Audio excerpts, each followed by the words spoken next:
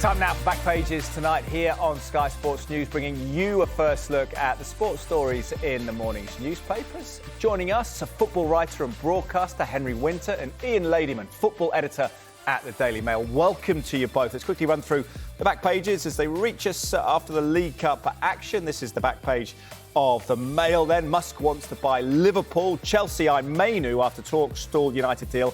And Flash Gordon has Toon in Dreamland.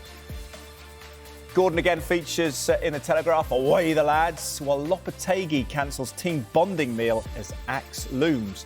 Guardian, Gordon puts Newcastle on course for Wembley. United ponder January sales, and Arsenal hold Rosický talks over sporting director role.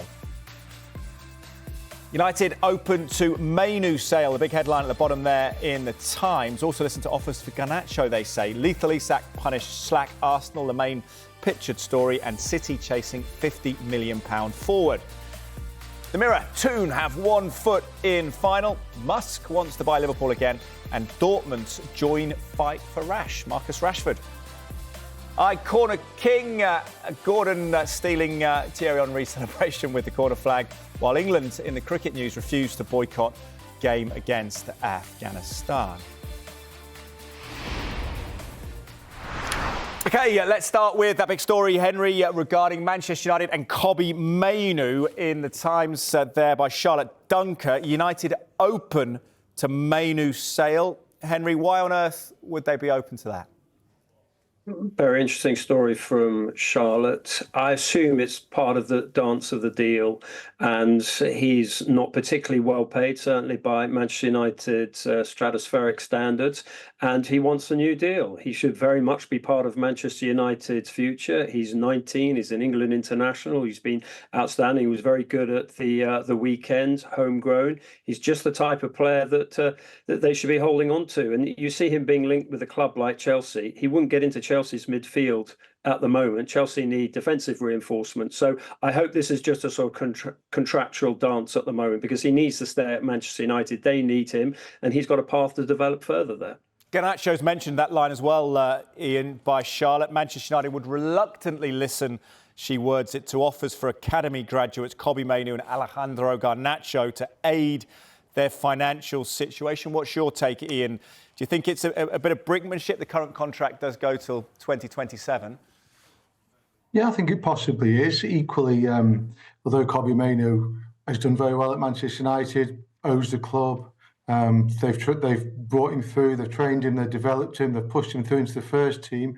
Currently, they're in the bottom half of the Premier League. He's an England international. He'll be ambitious. So although I don't disagree with Henry when Henry says that he could probably be best served staying at Man United for a couple more seasons at least, if not for longer, I wouldn't blame him for looking around. He's an ambitious young man, like all footballers are. And as I say, United are currently in the bottom half of the Premier League. However, from United's point of view, it's quite simple. They do need to buy players, and in order to buy players, they need to sell some players. So from that point of view, proper offers, big offers for good players will all be considered. I'm not sure that anybody at that football club is absolutely not for sale, because Ruben Amorim needs to reshape that squad. He needs to rebuild that squad, and he needs money to do it. Marcus Rashford, I'm sure, would be top of United's list in terms of trying to sell somebody. What if they can't sell him? What if a club can't meet those wages? And then you work your way down the list. I'm sure there are many, many players on that list ahead of Kobbie Mainoo. But ultimately, while there's a contract on the table that's not been signed, then, I suppose to a degree, and I say this in inverted commas, I suppose his future is slightly up in the air. Yeah, Mainoo goes 2027 for his contract, Garnacho 2028. The Guardian, Henry, has a similar story with Jamie Jackson writing, United pondered January sales, club open to Mainoo and Højlund offers. Not to be unkind, though, Henry, is Højlund an appreciating asset at the moment? A depreciating asset, yeah. I mean, they spent a lot of money on him, and he's not providing the goals. I mean, his work rate, you saw it at the weekend on Sunday when he was hounding Konate to sort of create that space on the left, which Diogo Dalot and Bruno Fernandes, and then eventually Garnacho used so well. So, look, he is a depreciating asset. He was bought so slightly as a sort of longer term development, but no, he hasn't done well. But a player like Kobbie Mainoo actually fits into the tactical template that Ruben Amorim wants. I mean, he and Manuel Ugarte look like they could form a combination for the next couple of years. They both develop. Ugarte obviously is well known by Amorim. So I take Ian's point that everyone's up for sale. I mean, it seems like pretty much everything's up for sale with Sir Jim Ratcliffe and some of the changes that he's made. But the tactical approach that Ruben Amorim wants, and why he wants to bring some other players in, like a left wing back is clearly what they need. Probably a centre forward if they can get Gyökeres next summer. Absolutely, then Højlund will probably be on his bike. But a player like Kobbie Mainoo fits that 3-4-2-1 formation. So again, I would be surprised if they would like to let a player like him go. Just give him a better contract. Indeed, Mainoo and Ugarte looked like a good partnership, didn't they? Certainly a budding partnership against Liverpool. Let's talk about a player who's been linked for the move away from Newcastle in the past, Ian, but Anthony Gordon sealing a 2-0 win for Newcastle at the Emirates. The Telegraph headline, "Away the lads." Newcastle on brink after stunning Emirates win. Ian, how big is this for Newcastle United? You know what, the results like this and nights like this do make me laugh, because we spend an awful lot of time listening to people telling us that tournaments like the Carabao Cup don't matter, and then we get to this point in the season, and all of a sudden we realise that they really do. Newcastle have been to one final a couple of years ago, lost it to Manchester United. Now they've got a chance of getting to another one. Anthony Gordon is one of the most high-profile players. He's developed brilliantly under Eddie Howe, but he's not the only one. Alexander Isak's statistics are absolutely incredible now. Just looking down at my pad, 14 goals in 15 games. Newcastle have won 7 on the bounce. They've also got players like Jacob Murphy who've come to prominence. It's been an incredible return to form by Newcastle. I remember watching them on the highlights lose 4-2 at Brentford at the start of December, and they looked as though they were really running through water. They looked like a team that needed re-energising. It looked like a team that needed new bodies, and here we are, a month later, 7 wins on the spin later, and they're absolutely flying. Yeah, 5 points off Arsenal in the league. You wonder what they might achieve, Henry, if they keep this run going. The Eye has corner king against focusing on Anthony Gordon with the goal. Was he and Isak the glaring difference between the sides, Henry, a cutting edge? Oh, I think in every department, Newcastle were superior. Ian quite rightly emphasised the attacking element. Gordon would take a lot of the headlines, Isak as well. But that defence was outstanding, whether Livramento at right back, Lewis Hall at left back, the 2 centre halves. Botman and Byrne. Byrne was captain, and he sort of led by example. All 4 of them were just throwing themselves in front of every shot. I mean, Arsenal had, I think, 23 shots on target, but none of them, I think, got through because of Newcastle's defensive defiance. Dubravka behind them was outstanding, and in front of them, Sandro Tonali, who we've seen play different positions internationally, he was fantastic as a shielding midfielder. So absolutely, I thought they were superior in every department. Tactically as well. Eddie Howe won it from the bench as well. It's a tricky one coming up for Arsenal, potentially, Ian, if Manchester United are resurgent in the FA Cup. How do you assess Mikel Arteta's position? Is he under a little bit of pressure to deliver a trophy now? I think he is, but then every manager at the top of the Premier League is under pressure to deliver a trophy. I'm a huge admirer of what Arteta has done at Arsenal in, I think, the 5 years that he's been there. I remember being at his opening press conference when he joined just before COVID struck, I think it was that December. And he inherited a team and a club that was going nowhere, absolutely going nowhere. And he has brought it back to life. They've run Manchester City close twice in 2 title races. I absolutely do not rule them out of this one. If they get on a run like they did last season, when they had a much better second half of the season than the first, they can absolutely push Liverpool all the way. This is a big disappointment for them tonight. The debate about whether they need an out-and-out centre-forward goes on. It always will when they lose matches, because the fact is they don't have one. But I don't think that this is... I think they'll beat Manchester United in the FA Cup at the weekend, and I think they'll continue to move forward towards the top of the Premier League. They need a strong finish. They need a strong second half of the season. Of course they do. But everybody does. I don't particularly see any reason why Mikel Arteta should be under any more pressure than anybody else up there, to be perfectly honest. He's done a fantastic job at the Emirates. Henry, what's your assessment of Arteta and Arsenal at the moment? Totally agree. I think he's outstanding from the start, and obviously had the FA Cup. But the way he eased certain players out, so like Aubameyang, who weren't really sort of part of his, the way philosophically and tactically that he wanted to play, the way he's brought through younger players. You see Miles Lewis-Skelly tonight. I mean, his boldness in possession started at left back. Obviously, he's missing Bukayo Saka at the moment, who's such a key player for them. Odegaard, was injured early in the season, was much missed. Odegaard is a terrific player, and he's an even better player when Saka is there. You're seeing the set piece elements, the innovations that they've got there. Obviously, that's Nicolas Rivera as well, but that's all part of the sort of revolution that Arteta has brought to Arsenal. Absolutely, they're not out of the title race, but I think his Achilles heel has been the absence of a centre forward. You talk to Arsenal fans and they just sort of roll their eyes. It is a frustration, and they've seen tonight what a clinical finisher can do, which Newcastle have. Absolutely, yeah. Some big opportunities for Arsenal, potentially just didn't quite materialise into a clear-cut goal-scoring moment for them. Let's talk about Liverpool and come to you, Ian, for your paper here. Mike Keegan reporting Musk wants to buy Liverpool. Shock claim from dad of world's richest man. This is Errol Musk speaking to Times Radio. What do you think? It's a lot of fun, Ian, but is there anything in this? Yeah, I'm smiling. I'm sure that Liverpool fans aren't finding this very funny at all, but I'm smiling because it's just a fantastic old school story. I was talking to my office about it earlier today, about whether they were going to put Mainoo as the lead or this story as the lead. And I said, well, you've just got to use that old yardstick of what are people talking about in the pub. And the Mainoo Chelsea story is a good old-fashioned transfer story, but we get lots of those, of course. You don't get many stories like this. It's a massive football club, one of the most famous men in the world, the richest man in the world, quotes on the record from his father. It's got absolutely everything apart from one thing, which is I don't think it's got a chance of happening. But that doesn't mean it's not a great talking point, a great story.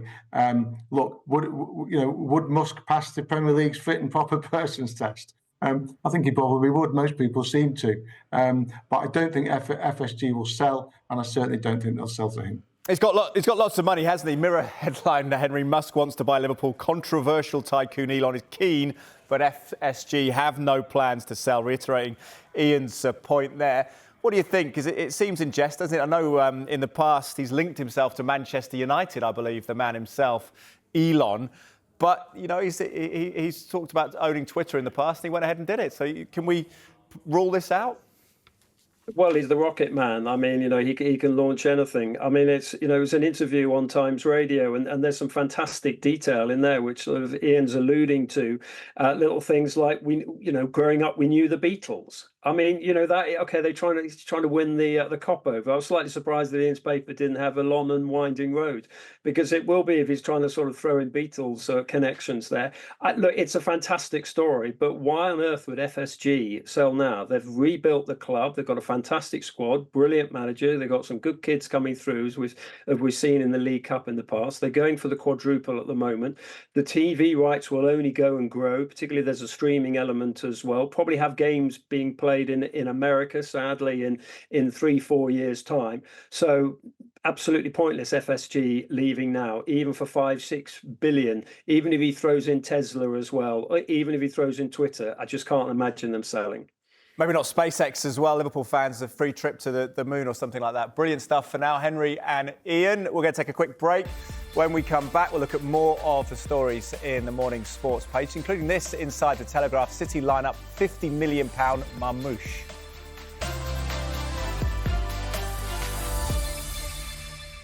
Welcome back. You are watching Backpages tonight, and welcome back to football writer and broadcaster Henry Winter and Ian Ladyman, football editor at the Daily Mail. Henry, I'll come to you with the Telegraph Sports supplement, front page of that. So by Matt Law, exclusive: Lopetegui cancels team bonding meal as axe looms. We can get into the detail of that, Henry, but first of all, your assessment of how West Ham have treated Julen Lopetegui, because I know you've written about it.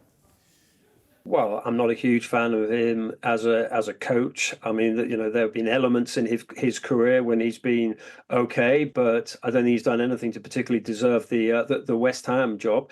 But I do think that the way this has been handled, the sort of, the public almost discussions with Graham Potter, when you have got an employee under scrutiny trying to sort of prepare players for a game against Aston Villa on Friday. In Matt Law's very good piece, I mean, Ian was talking about old school news stories. This is a great bit of sort of granular detail on what's going on at a club in terms of a team bonding meal being cancelled. I mean, first, did they need a team bonding meal? Clearly, because there were so many problems there. And then for that to be cancelled, I mean, it's just incredibly embarrassing. And I have an element of sympathy for Lopetegui, who's a human being after all. We forget that often with managers.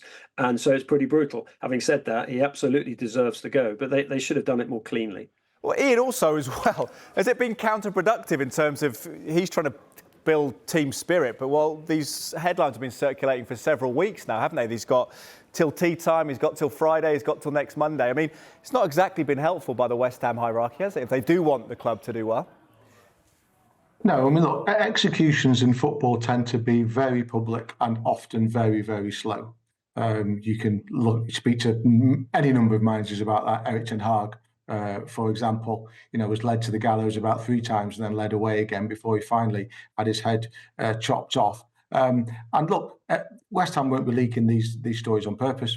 Football clubs can be leaky. Journalists can do very good work, as Matt Law and others have done. Sammy Mokbel on my own paper and others have done on this story. Having said that, West Ham are a strange club in some ways. They do strange things. I've been reading today about Graham Potter being offered the role until the end of the season. I mean, what on earth is that all about? Why on earth would you expect a coach like Graham Potter, who has worked well everywhere he's been apart from one failure at Chelsea, a club where lots of people have failed, why would you expect a manager of that pedigree and that reputation to come for 6 months on trial? Why is that going to work? What kind of thinking does that betray? Where's the long-term strategy there? Why would Graham Potter believe that the West Ham board and their director of football, Tim Steed, know what it is that they want and what they're doing? That just smacks of desperation. And if that's what this is, then it shouldn't be, because West Ham aren't going down. They're not in the bottom 3. They won't be in the bottom 3. If they've got a bit of time, if they want a bit of time, they've got it. But they tend to do strange things like this. West Ham, they have huge belief in themselves. They have huge regard for themselves. They expect to win things. They expect to do well. Even when managers do well, like David Moyes, it's not always enough. So maybe I'm sounding surprised by the way that West Ham behave, but equally at times maybe I shouldn't be.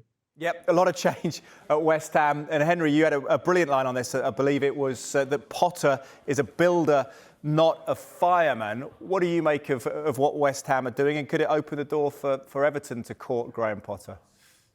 Well, just echoing Ian's view that giving Graham Potter a 6-month contract is just ridiculous. It shows a complete lack of awareness of what his strengths are, which he is a builder. He needs to go into a club and have a cultural change and then a tactical change and then the change with players. He needs to work with them. He's very good on the grass with them. So it would be strange. He's not a Sam Allardyce who can come in and have a sort of quick impact.